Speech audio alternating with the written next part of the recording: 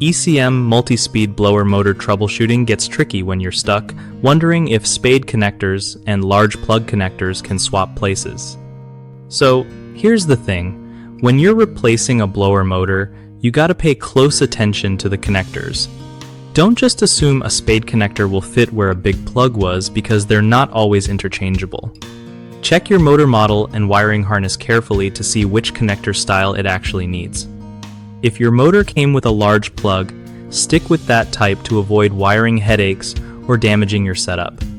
Also, make sure your replacement parts match the original specs exactly, or you'll risk poor connections or motor failure. Keep the wiring neat and secure to prevent shorts or loose contacts. And if you're unsure, pull out the manual or hit up a professional before making any changes.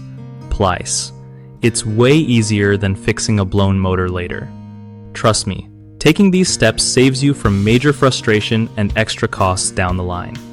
One of the biggest mistakes people make in ECM, multi-speed blower motor troubleshooting, is mixing up connector types, which leads to no power or intermittent function. Fix this by always matching connector types exactly. Another common problem is ignoring wiring color codes, causing wrong connections that can fry your motor.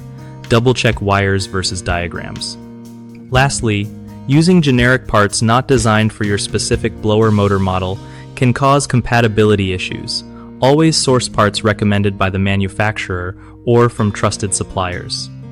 BigHomeProjects.com makes it super easy for homeowners to find trusted local contractors who know their stuff when it comes to HVAC and blower motor replacements. At the same time, it helps contractors get solid gigs by connecting them directly with people who need their expertise.